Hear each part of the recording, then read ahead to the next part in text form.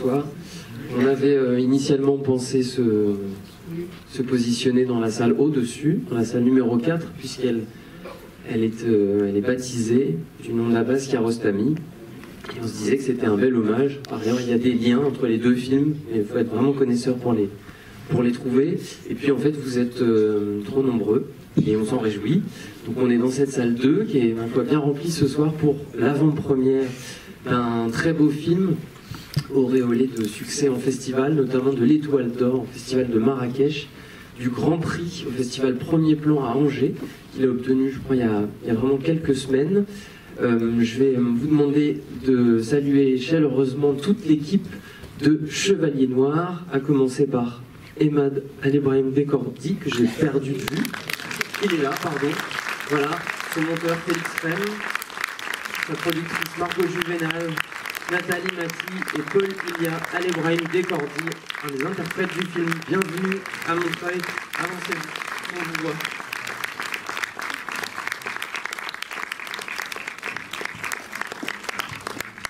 Merci d'être avec nous ce soir. On est très fiers de vous recevoir pour cette grande avant-première parisienne-montreuilloise. Est-ce que c'est votre premier long métrage après plusieurs courts? Les derniers c'était Cavalière et Lower Even. Oui. Qu'est-ce que ça vous fait que ce premier long sorte demain en France après quand même un beau début de carrière? J'ai oublié de parler du festival de Saint-Sébastien. Je crois que le film a été sélectionné là-bas aussi. Quel est votre sentiment à la veille de la sortie? Beaucoup d'émotions, ça fait un peu peur. Mais c'est cool de voir ça. Là encore. Ouais. Et est-ce que vous voulez remercier quelques personnes? Il y a pas mal, enfin il y a beaucoup d'amis qui... Le film était tellement... C'était une longue aventure, il y avait beaucoup d'amis. Enfin, en fait, toutes les amis qui sont là, je pense qu'ils ont... Ils connaissent le film très bien parce que c'était très long. Mais il y a... Xenia, t'es où?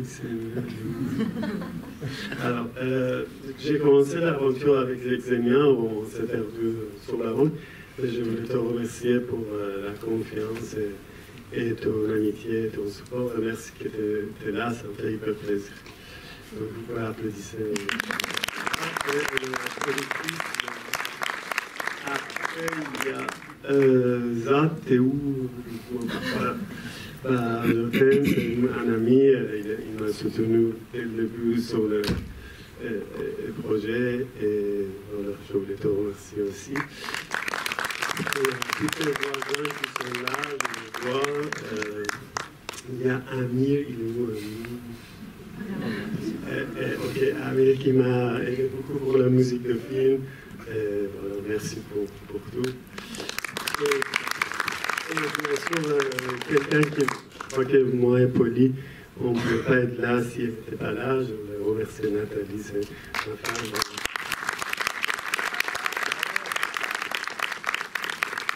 Et aussi Félix, c'est grâce à qui vous allez voir le film. Parce que moi, quand on est rentré dans le tournage, j'étais complètement perdu et c'est lui qui a pris le relais et a fait le montage de film. Et je voulais remercier aussi. Et aussi Margot, ma productrice, qui était là tout le temps dans les moments compliqués. Et voilà, je voulais te remercier aussi. Et merci à toutes les amis. Ah oui, Pauline, tu veux dire merci. Oui. Nous, on a vécu c'était tous des années, on est très très stressé, c'était très tendu. Et lui, il a géré comme un champion et c'est l'acteur du film. Et je voulais te remercier aussi. Et je suis fier de toi.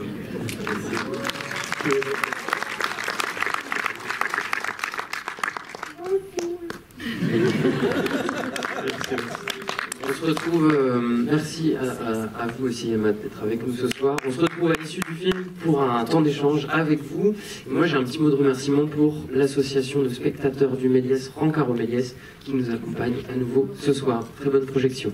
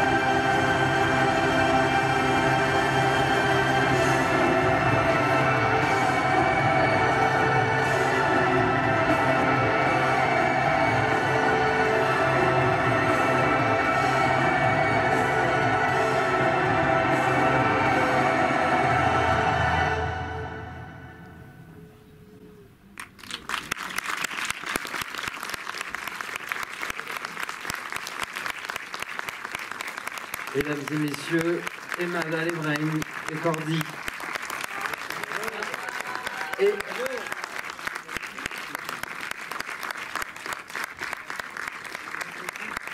Et Paul Ilia aussi, qui nous accompagnera pendant cet échange. Avant de vous laisser la parole, j'ai quelques questions pour Emma. Tu peux avancer un petit peu pour qu'on le voit. Merci beaucoup pour Chevalier Noir. Je suis très content de le présenter en avant-première ce soir. Hein. Je ne l'ai pas dit, le film ne sort que demain. Moi, j'aimerais bien qu'on revienne pour démarrer sur le début du film. Et quelque chose qui m'a marqué, c'est que le personnage rentre chez lui, et l'un des deux frères, et au lieu de rentrer directement par la porte, il est obligé d'escalader, de passer par les toits, vraiment de contourner et de rentrer par une porte arrière. Et il me semble que c'est assez caractéristique de la démarche de ce personnage tout au long du film, qui est constamment obligé de passer par des portes dérobées, etc. Et peut-être que c'est caractéristique aussi de la manière dont s'est fabriqué ce film, qui n'a pas forcément toujours pu aller exactement par les voies les plus directes, et est obligé de faire des détours en fait. Oui, aussi. En fait, j'ai tourné le début du scénario. Il rentrait directement chez lui, au début quand j'ai écrit le scénario. Après, il se trouve que quand on a tourné chez moi, chez mes parents, donc là où j'ai grandi. Et donc, moi, je perds mes clés souvent. Donc, c'est vraiment la même chose que je faisais. Et j'ai tourné cette scène-là. Et après, plus tard, au montage, avec Félix, on s'est dit, ah, tiens, c'est intéressant parce que cette séquence, ça part en fait, ça représente le film. Donc, on a gardé cette plan séquence. C'était un plan séquence beaucoup plus long. On l'a coupé. Mais du coup, je suis content. Et oui, exactement, ça donne. On a pensé ça au montage. Mais j'ai tourné les deux au début, en fait. J'ai tourné un autre début qui rentre directement chez lui. Et après, celui-là. Et finalement, on a gardé celui-là. Parce qu'on a pensé comme toi. En plus, ça annonce presque le jugement du père que le père a sur son fils, qu'il le considère comme un voleur, etc. Enfin, quasiment dès le début du film, on caractérise ce personnage comme étant un potentiel voleur, puisqu'il s'infiltre comme ça. Ouais, alors, il dit pas que tu es un voleur, il dit juste montre le chemin. En fait, il râle, quoi. Tu peux pas montrer. Non, mais une fois quand il repart avec le tapis, je veux dire, c'est annonciateur. Oui, c'est un peu ça, ouais. Donc, entre eux, c'est le quotidien, je pense. Enfin, je sais pas si répondre à ta question. Peut-être qu'on peut repartir de ces personnages, de ces deux frères. Comment est-ce que vous les avez construits à quel point ils correspondent aux comédiens qui les interprètent, et comment vous avez formé un trio avec cette figure paternelle et l'absence de la mère. Ça veut dire comment je les castais ou... Comment plutôt vous les avez imaginés?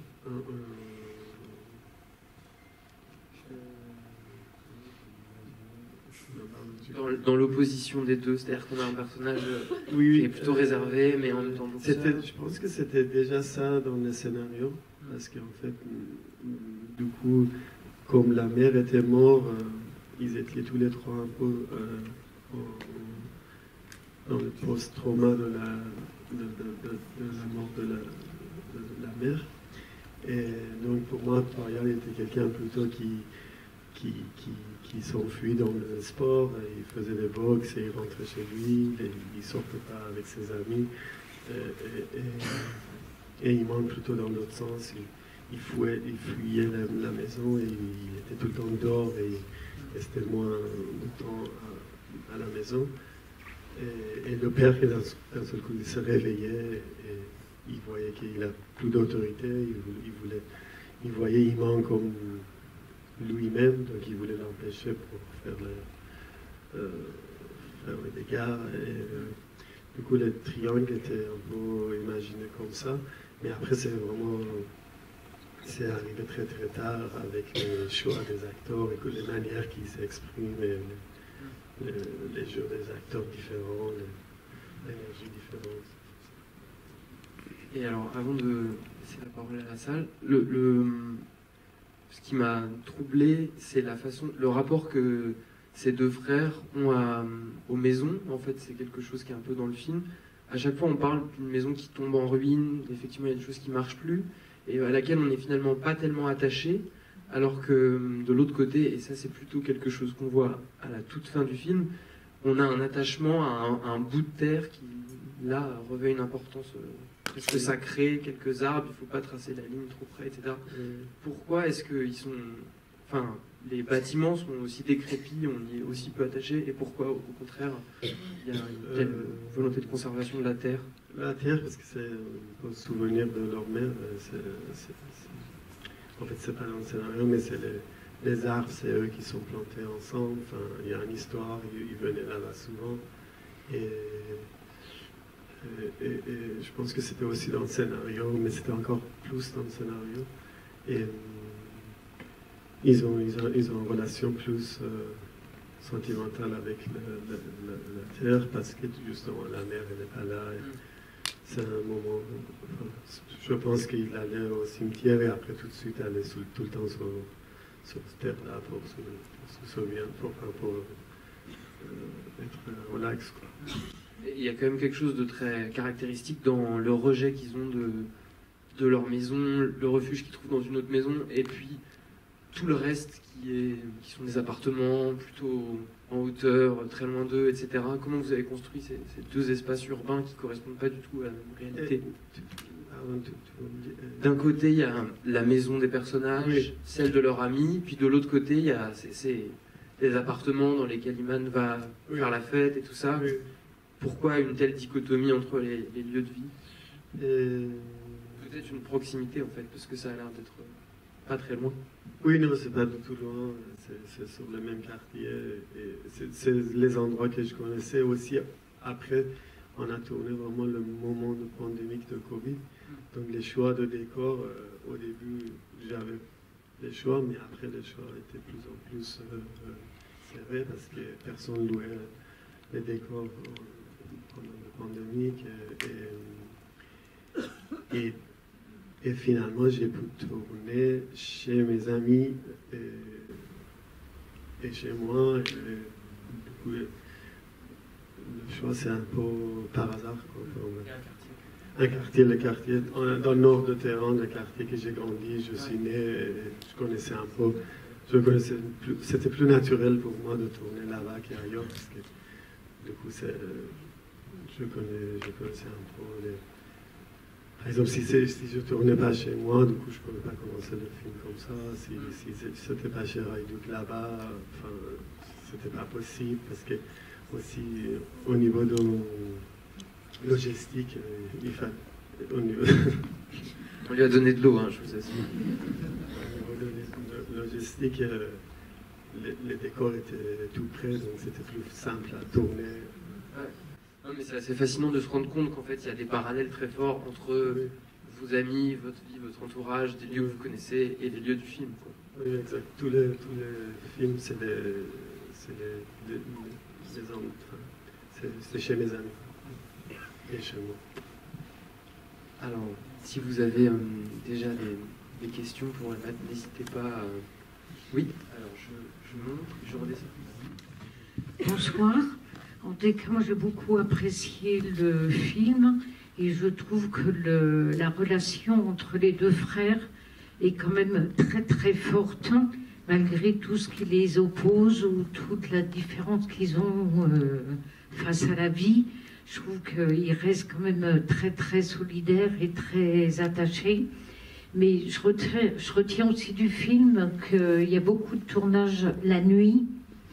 Et je me demandais si c'est une volonté de tourner la nuit ou si c'est plutôt les personnages qui vous amènent à filmer la nuit, ou s'il y avait aussi une volonté de peut-être de montrer un versant de la vie iranienne qui est peu connu ici. Parce que, en tout cas, toutes ces fêtes, tous ces magouilles qu'il y a, on peut imaginer qu'il y en a, mais aussi bien, j'allais dire, organisé, et puis tous les méfaits que ça provoque, je trouve que c'est quand même très fort. Et c'est certainement un visage de l'Iran qu'on voit peu.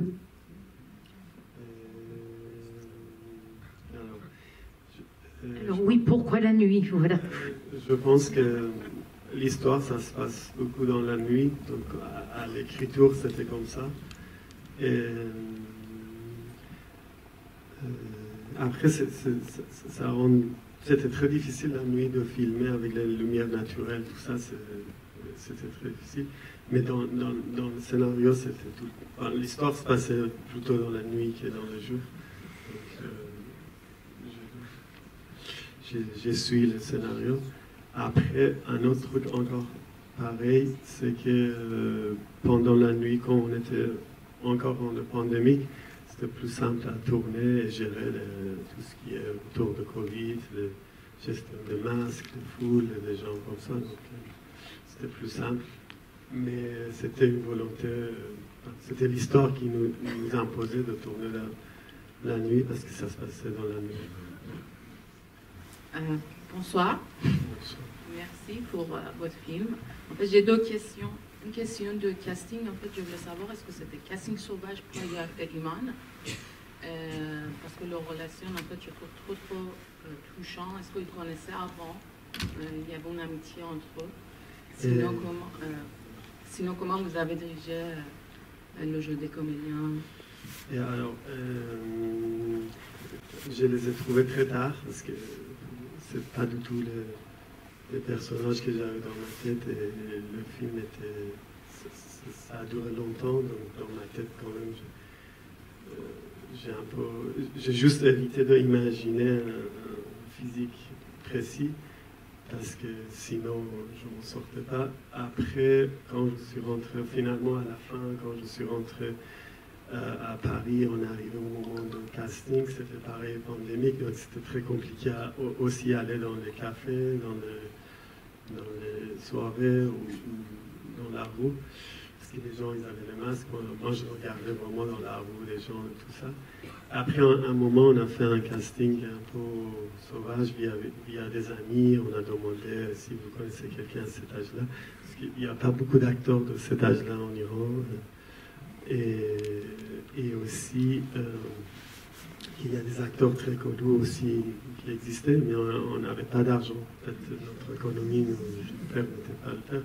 Et tout de suite, eux aussi, ils ont fait pas mal de films que du coup, je l'associe tout le temps avec... Enfin, je l'associe avec les films que j'aime pas. Du coup, on se dit, on va faire des acteurs pas connus. Iman, je l'ai rencontré par hasard via une autre actrice. J'ai vu sa photo et je lui ai dit, ah, c'est intéressant, est-ce que je peux le rencontrer? Il est venu et il est complètement différent à ce que vous voyez ici. Il est très doux, très beau, très très gentil. C'est vraiment complètement différent. Avec des chevaux, je veux dire, c'est pas seulement pas comme ça. Mais par contre, on s'entendait très bien. Et je lui proposais, est-ce que tu veux faire ça? Il m'a dit, envoie-moi le scénario. Je l'ai envoyé, il m'a dit, j'aime pas le scénario, mais je t'aime bien, et si tu veux, on fait le film. Et moi, je dis, d'accord. Payar, je l'ai croisé c'est un acteur très connu iranien qui m'a présenté Payar. Et pareil, tout de suite, il était très réservé, très timide. Il avait 21 ans à ce moment-là. Il a fait un cours de théâtre et c'est son premier rôle. Et après, j'ai demandé on a fait une rencontre pour qu'ils se voient et moi je vois est-ce que ça fait deux frères ou pas. Et il se trouve que Payar, il connaissait Iman et il avait une admiration pour Iman. Et tout de suite, j'ai vu que ça peut être son grand frère et ça marchait très bien. Iman, c'est un acteur de théâtre, il est un chanteur, il a un groupe de musique, il est un acteur incroyable. Il a fait 3 petits rôles dans le film important, dans le film de Shahram Mokshi, je ne sais pas si vous l'avez vu. Mais c'était passé comme ça, en fait. Vraiment. Et deuxième question, c'est plutôt une question de production. Je veux savoir, pour tourner en Iran avec une production française, est-ce que vous avez confronté des difficultés comment ça marchait en fait, je sais pas, en fait, nous, pareil, tournage, les duos, tourner dans le métro. Nous, en fait, comme on avait des de CNC Cinéma du Monde, et il y a des règles à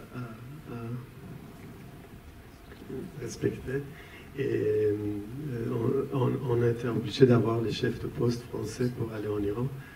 Donc très tôt, avant d'aller en Iran, en préparation, il y a encore 3 ans, 4 ans, on a demandé de permission pour aller en Iran pour tourner. Après, entre-temps, les choses ont changé, le Covid qui est venu, enfin, il y avait beaucoup de contraintes après, mais c'est une grande histoire. Je ne peux pas te raconter comme ça, mais ça a commencé comme ça. Bonsoir. Je voulais juste savoir si le film est projeté en Iran. Non, on l'a fini. Il passe pas en Iran. Il est prévu. Là, en Iran, il n'y a pas de cinéma. Enfin, je veux dire, dans l'absolu, j'aimerais bien le montrer, mais il n'est pas encore projeté en Iran. Est-ce que le scénario a été présenté à la commission de censure, je suppose? Non, c'est pas comme ça que ça marche en fait. Et le scénario, comme je disais, en avance, on a demandé, donc on a envoyé le scénario, mais est-ce que ça passait par le censure ou pas? Moi, je sais pas. Merci. Alors, on parlait du casting, après je remonte pour les questions. Mais il y a une personne qu'on n'a pas entendue, c'est Pauline. Ah oui, Pauline. Parce qu'on a la chance d'avoir un des comédiens du film ce soir. Voilà. Est-ce que vous pouvez nous raconter comment vous avez travaillé ensemble? En fait, il y a Nathalie aussi qui a joué dans tous les... Et il y a Amir aussi qui l'a joué dans le film, mais il est caché là-bas. Vous nous racontez comment ça s'est passé de jouer ensemble, d'être dirigé par son père, etc. Alors, d'avoir des jouets.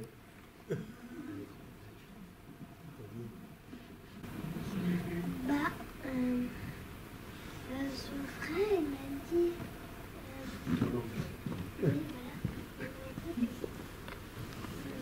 Si je jouais, et bah, il allait m'acheter Nintendo.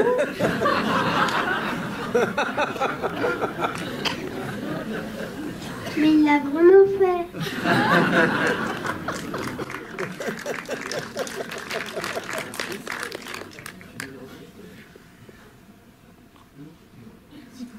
Bravo, bravo.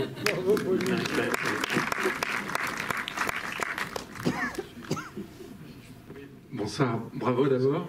Moi j'ai juste une question, c'est par rapport à la symbolique de l'oiseau, vous avez voulu dire quoi en fait? Parce qu'on le voit 2-3 fois dans le film, ça a l'air important pour vous? Ou pas? Peut-être que pas. Si. Quand j'ai écrit le scénario, j'avais des images, enfin j'avais cette image d'un accident avec un oiseau, parce que j'ai vu sur YouTube un accident de moto avec un oiseau, et aussi en Iran, un ami de moi, il m'a raconté l'histoire d'un accident avec un oiseau, et j'ai fait un court-métrage, et dans ce court-métrage-là, il y avait un serpent, et tout de suite, j'ai compris, en fait, à partir du moment que tu amènes... Enfin, moi, j'aime bien les films réalistes, pas du tout fantastiques. Mais avec l'expérience de court-métrage, j'ai tout de suite su que quand tu amènes un être, comme serpent, ou oiseau, ou scorpion, ou araignée, bah, en fait, les choses, ils se prennent à une autre dimension, et des gens, ils l'interprètent vraiment... C'est pas pour rien qu'ils sont dans l'image de toutes les mythologies qui existent.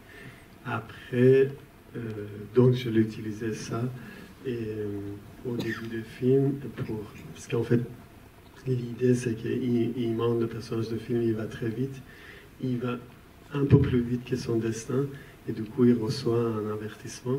Et cet avertissement, il vient pour la fin du film avec le rêve. Donc en fait, à partir du moment qu'il rêve cette chose-là, à peu près parallèlement, il se passe la même chose que l'accident au début. Les choses se répètent. C'était un peu j'ai écrit comme ça, je trouvais ça intéressant. Oui, bonsoir. Emad, c'est ici. Je te tutoie parce qu'on se connaît, je ne vais pas faire semblant. Mais on se connaît, mais je te découvre parce que tu as beaucoup de pudeur et d'humilité et tu as toujours parlé de ton film avec beaucoup de prudence, comme si c'était un objet vraiment imparfait, où tu étais souvent mécontent, et je peux me mettre à ta place parce que quand on est en train d'élaborer une telle œuvre, voilà, on a ce souci de la perfection. Et j'aime bien parce qu'on t'entend dire dans le scénario, dans ma tête, dans le scénario. Mais pour nous ce soir, enfin pour moi je veux dire en tout cas, j'ai pas fait de sondage encore, mais on a pour un premier long métrage, on a une œuvre extraordinaire, quoi. On a un chef-d'œuvre vraiment. Je suis très ému de voir à quel point tu nous démontres une fois encore que un film sans casting bankable a une puissance extraordinaire. Tu as glissé dans un conte, c'est un magnifique conte, et tu es un magnifique conteur. Tu as glissé beaucoup de choses qui font de ce film à la fois quelque chose de profondément contemporain et profondément intemporel, à la fois évidemment très marqué là-bas en Iran, et en même temps je trouve totalement universel, et en cela je trouve que vraiment c'est une immense leçon, d'autant plus qu'on n'imagine pas, je crois qu'on est certainement très peu ici à pouvoir imaginer ce que tu as traversé pour 1000 raisons qu'il est inutile de dire ici, mais ce que tu as traversé, ce qu'il t'a fallu comme courage, comme pugnacité, comme patience, comme force morale, et je sais que tu es très bien entouré, mais malgré tout, je suis très admiratif voilà, de ce que tu es là devant nous avec beaucoup d'humilité, alors même que tu nous présentes une œuvre totalement achevée. J'aime bien quand tu nous dis voilà, j'ai rencontré les acteurs et tout, mais pour nous, on accepte, enfin moi j'accepte tout dans ce film sans me poser aucune question, puisque j'y suis rentré de plein fouet. Je n'ai pas vu d'acteurs, j'ai vu des personnages, et c'est extraordinaire la maîtrise totale que tu as eue. Tu t'es amusé avec des sons, des fois on est dans le film un petit peu expérimental, avec des sons très saturés sur la moto. Ce choix de générique de fin est extraordinaire, et j'y vois quelque chose de la puissance de David Lynch. Enfin vraiment, mon cher Emad, je suis fier de te connaître. Merci. Et je te dis bravo, quoi. Merci. Merci.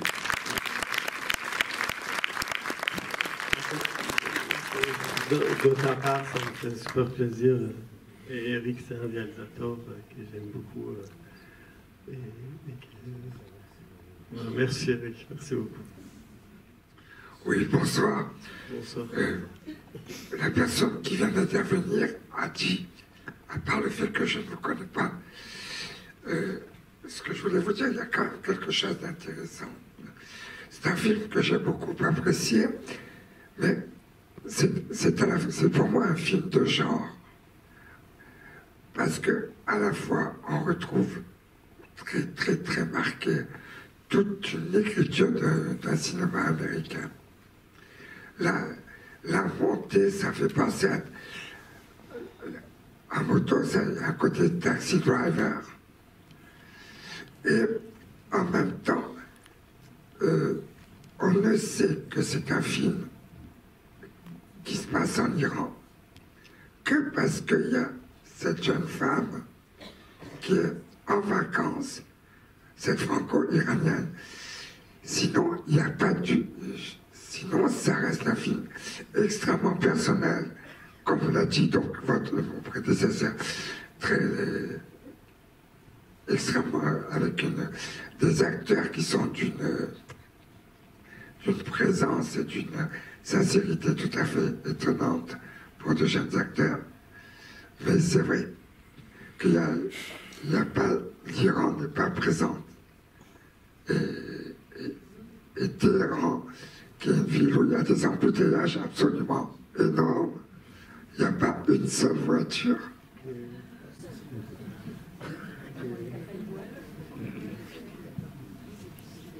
Vous voulez réagir à ça? Non, non, je suis d'accord.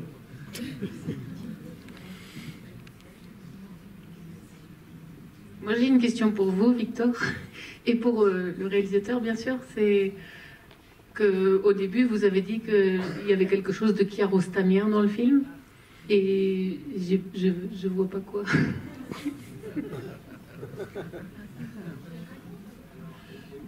Peut-être vous pouvez le raconter, parce que c'est des anecdotes un peu...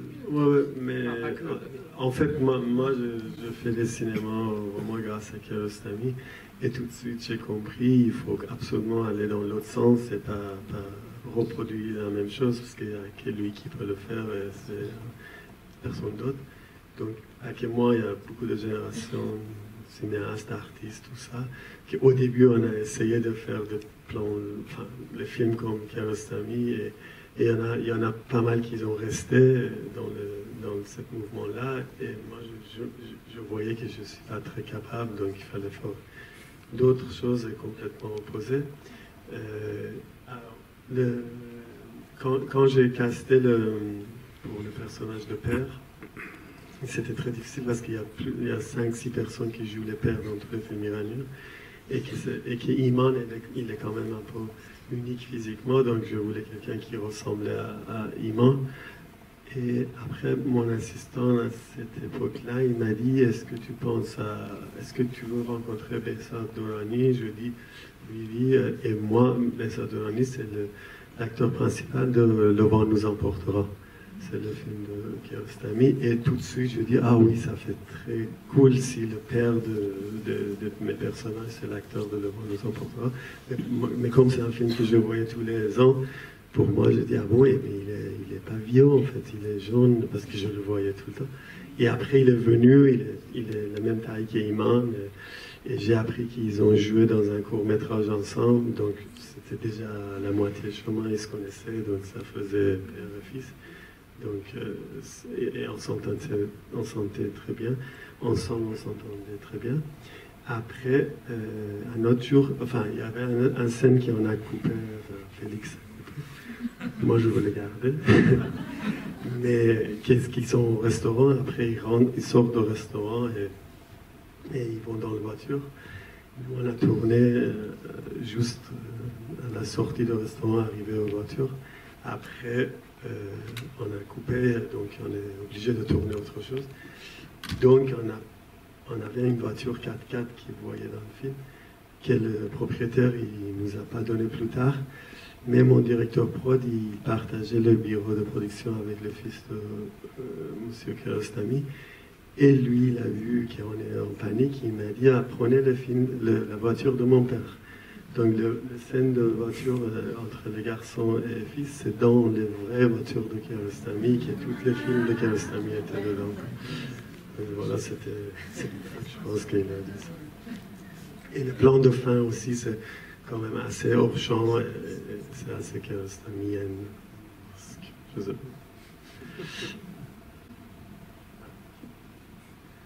Salut Emad. Salut. Alors, Amir aussi, qui a joué un tout petit rôle. Je ne sais pas si vous pouvez reconnaître.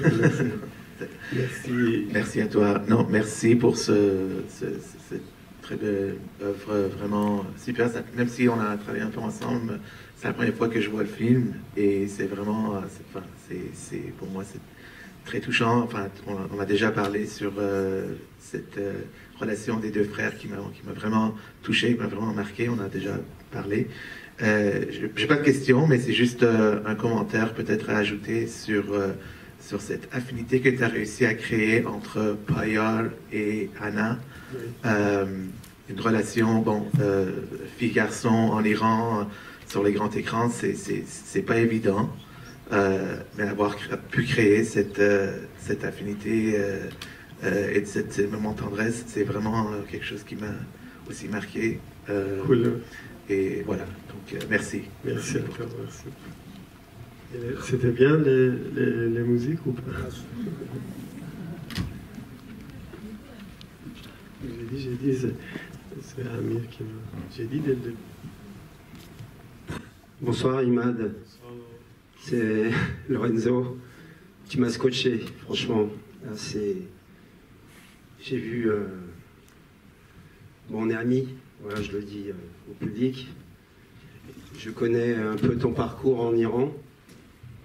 Quand on s'est rencontrés, on a eu une vraie amitié. Et je connais ton frère aussi, donc je pense qu'il y avait un rapport avec ton frère dans ce film. Et la violence que tu racontes dans ce film, je la trouve très poétique. Merci, merci. Et non, je suis scotché, quoi. Merci. Et bravo. Merci. Je souligne que vous n'avez pas besoin forcément de connaître Emad pour poser une question. Hein. Alors moi, je vais vous dire que j'ai cru tout le long du film qu'il n'était pas tourné en Iran, tellement le sujet est sensible, et je n'imagine pas qu'on puisse, avec tout ce qui se passe en Iran, toute la répression, tout ce qui arrive aux femmes, qu'on puisse tourner un film à propos de la drogue dans des milieux où des gens sont riches, ils arrivent de Los Angeles, enfin, etc., ça me paraît complètement à l'opposé de ce qu'on entend dire de l'Iran. Sans doute que vous avez peut-être des relations qui vous ont permis de faire ça, mais je ne vois pas les chefs religieux de l'Iran accepter ce genre de sujet. Peut-être que je me trompe. Il n'y a pas de femme voilée. Je sais pas quoi dire. Objet. Le film, on a tourné il y a 2 ans. Il y a si vous aimez ce genre de film, il y en a plein.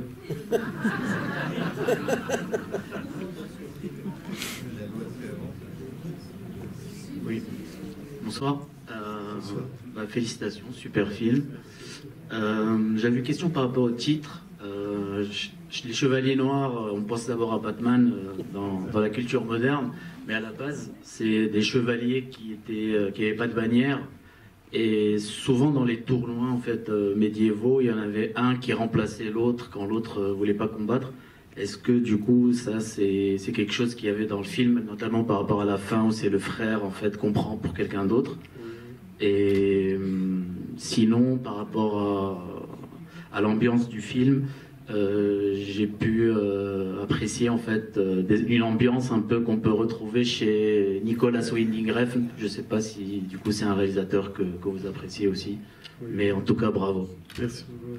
Et pour les Chevaliers Noirs, en fait le titre ça venait justement de mon fils qui jouait avec l'acteur. Dans le scénario il y avait plus de moments entre le petit garçon et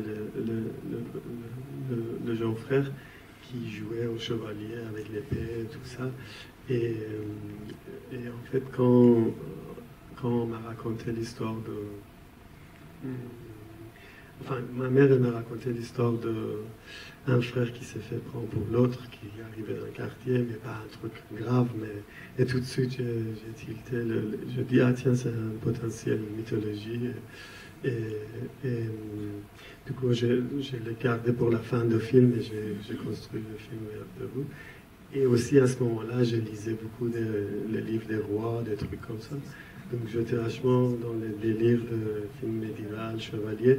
Et j'étais persuadé qu'on est en train de faire un film. Enfin, le moto, c'est un cheval, les 2 frères, ils ont un château. Enfin, on s'amusait à faire ça, mais... Tu as bien vu, c'est vrai. Après, Nicolas Winding Refn, je pense que si tu as à peu près le même âge que moi et qui était un peu cinéphile, c'est impossible de ne pas être influencé par lui. Après, c'est des choses inconscientes. Ça fait longtemps que je n'ai pas vu. Enfin, avant le tournage, je n'ai pas regardé. Après, par contre, j'aime bien Pusher, Samdo, mais c'est rien à voir. Il y a un personnage dont on n'a pas trop parlé, et j'aimerais bien qu'on revienne dessus. Peut-être pour filer la métaphore, ce serait le moment où Iman est en exil, et qu'il est du coup, qu'il trouve refuge chez son ami peintre. Est-ce que vous pouvez nous raconter la manière dont vous avez construit cette relation qui est très particulière, qui n'est pas très définie par ailleurs, même si on comprend qu'il y a proximité très forte. Et avec, de la même manière que Anna avait sa scène avec le plus jeune frère dans la voiture, etc., ils ont leur scène au bord de cette piscine vide, qui me semble être un peu des deux duos qui se répondent. Voilà pourquoi avoir choisi cette espèce de refuge avec un ami peintre. En fait, c'était aussi quand j'ai écrit, comme lui, il vient chez cet ami-là, il se sent bien chez lui, il a une grande maison, il a beaucoup plus d'expérience. Enfin, il se sent à l'aise chez lui. Mais leur relation, vraiment, c'est parce qu'ils sont tous les deux des acteurs incroyables. Enfin, le personnage de Hayduk aussi, Nima Nourizadeh, c'est un acteur de théâtre. Je l'ai croisé 2 fois. Il ne se drogue pas, il n'est absolument pas dans ce monde-là. Il était très, très méfiant. Mais comme c'était enfin, lui aussi disait, ah, c'est un petit rôle pour moi, est-ce que tu ne peux pas le faire plus? Je dis, au début c'était plus court. Et après il est venu avec Iman, et ça c'est les magies du cinéma entre eux, les relations. Moi je disais rien du tout, j'étais un peu prise par comment on le filme et je les laissais faire ce qu'ils veulent. Après c'est très écrit tout ce qu'ils disent. Il n'y a pas d'improvisation. Mais tous les deux, ils étaient incroyables. Et la scène de la piscine, qui c'est un des scènes préférées de moi, parce que cette maison-là, quand je l'ai visité, cette maison-là, c'était en hiver, donc ça, c'était un film d'hiver, en fait. Mais tellement on a eu de problèmes et on n'a pas réussi à le faire qu'on a tourné en printemps. Et entre-temps, cette piscine-là était condamnée, en fait. Et le moment qu'on est venu tourner, on a vu, ah, cette piscine-là est condamnée. Mais comme le rendez-vous était autour de piscine, on se dit, on va le faire. Et ça a pris cette sens-là, et que c'est cool. Quoi d'autre je peux te dire? Merci beaucoup pour ce film. Il y avait plusieurs questions, il y avait plusieurs idées que j'avais à vous poser, mais je vais rester sur une seule. Enfin, c'est pas vraiment une question, c'est plutôt une sensation. C'est les moments en moto et aussi les moments où il reçoit des coups. Moi, j'étais complètement agrippée au fauteuil. Alors, je suis assez sensible, je rentre dans les... Je rentre facilement, en fait, à la place des personnages dans les films, mais ça m'a vraiment chamboulée, quoi. J'étais sur la moto avec lui, j'avais l'impression de tomber en même temps, et je pense que la prise de vue est très forte, très bien faite, et aussi le son. Je ne sais pas si c'est vous aussi le son, monsieur. La musique, mais aussi la prise de son. Ah oui, d'accord. Mais voilà, j'ai trouvé ça très fort. Merci. Tu veux que je dise un truc? Bah, vous pouvez dire quelque chose, oui. Bah, c'est bien si ça t'a plu. Peut-être raconter comment elle a été faite, cette prise en moto, notamment. Parce que c'est vrai que ça paraît très risqué. Est-ce qu'il y a une prise? Dire quelque chose de cette scène? Et moi, je me souviens vraiment pas comment on a fait. En fait, pareil, c'est parce que il fallait aller. Nous, on voulait vraiment les vitesses. Enfin, la vitesse était important et c'est très difficile quand tu tournes parce qu'il faut faire attention à plein de choses. Tu es tout le temps empêché. Et donc, il y avait la vitesse, il y avait le problème de points. Parce que les caméras et aussi c'était un peu dangereux aussi. Et comment on a filmé en fait on a fait je sais pas comment tu veux savoir comment on l'a fait ou peut-être où était la caméra, est-ce qu'elle était les scènes dès le début, tu veux dire? Quand il y avait... Ah oui. En fait, c'était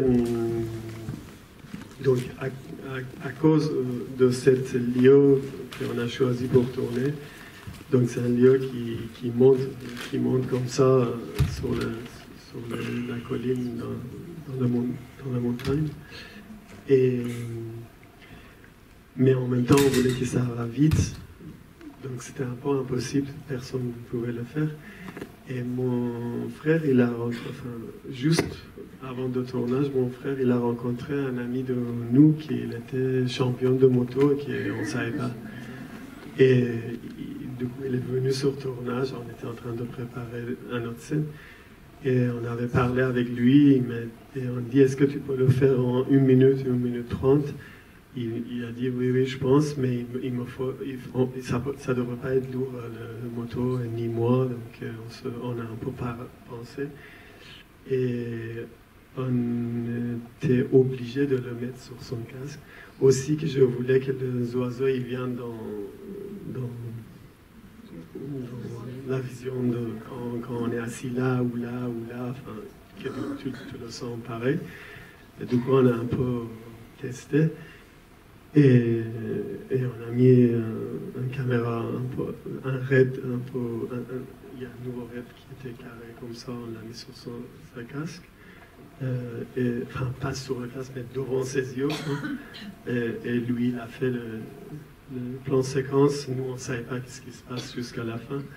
Et on a fait plusieurs fois. Et avec Félix, on a testé vraiment beaucoup de fois. Des endroits différents, et avec cette sonde-là, c'était très très difficile. Félix, il peut le témoigner ça. Mais après, finalement, en rajoutant du son, et après plus tard, il y a 3-4 images d'oiseaux en 3D. Donc, une fois qu'on avait tous les éléments vraiment à la fin de montage, du coup, on a vu que ça marche très bien. C'est grâce à montage, grâce à un travail de son. Merci beaucoup. Alors, on peut s'arrêter sur cet aigle noir. Enfin, pas tout. Oui, juste. Merci.